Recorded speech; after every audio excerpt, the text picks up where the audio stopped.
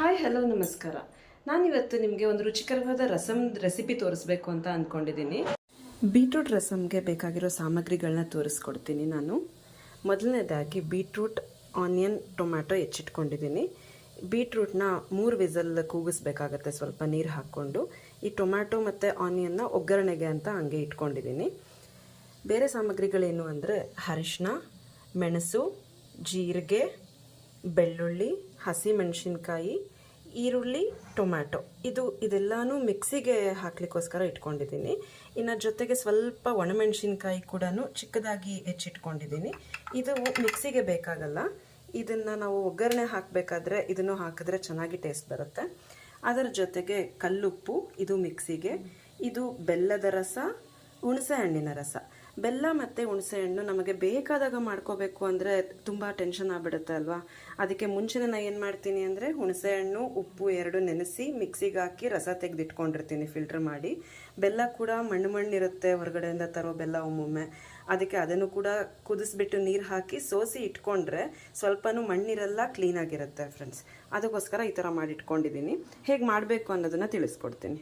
ಅದರಲ್ಲಿ ಹಾಕಿದ್ದೀನಿ ಚಿಕ್ಕದಾಗಿ ಹೆಚ್ಚಿ ತೊಳ್ಕೊಂಡಿರೋ ಬೀಟ್ರೂಟ್ನ. ಅದರೊಳಕ್ಕೆ ಅರಿಶಿನ ಮತ್ತು ಕಲ್ಲುಪ್ಪು ಹಾಕಿದ್ದೀನಿ.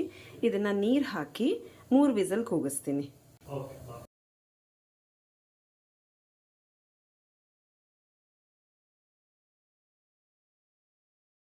ಬೀಟ್ರೂಟ್ ಸಹ ಬೆಂದಿದೆ. ಅದರ ನೀರು ತೆಕ್ಕೊಳ್ಳೋಣ. ಇದರ ನೀರನ್ನು ಚೆಲ್ಲೋ ಅವಶ್ಯಕತೆ ಇಲ್ಲ. ಇದನ್ನು ಮಕ್ಕಳಿಗೆ ಕುಡಿಲಿಕ್ಕೆ ಕೊಡ್ಬೋದು, ಇಲ್ಲ ನಾವೇ ಆದರೂ ಕುಡಿಬೋದು. ತುಂಬ ಒಳ್ಳೆಯದು ಆರೋಗ್ಯ. ಒಗ್ಗರಣೆಗೆ ಸ್ಟಾರ್ಟ್ ಮಾಡ್ತೀನಿ. ಸ್ವಲ್ಪ ಎಣ್ಣೆ ಹಾಕೋಣ.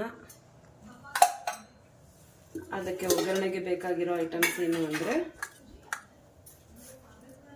ಸಾಸಿವೆ, ಜೀರಿಗೆ, ಸ್ವಲ್ಪ ಅದೆಲ್ಲ ಹೀಟ್ ಆಗಲಿ.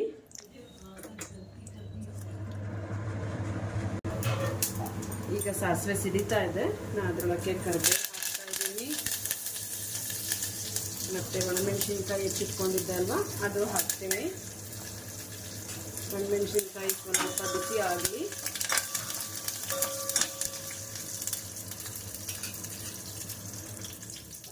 ಈಗ ಆನಿಯನ್ ಹಾಕೋಣ.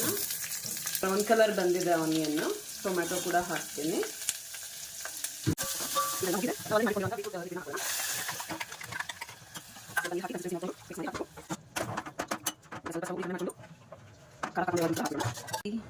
ನೀವು ಕೂಡ ಈ ರೆಸಿಪಿಯನ್ನು ಟ್ರೈ ಮಾಡಿ.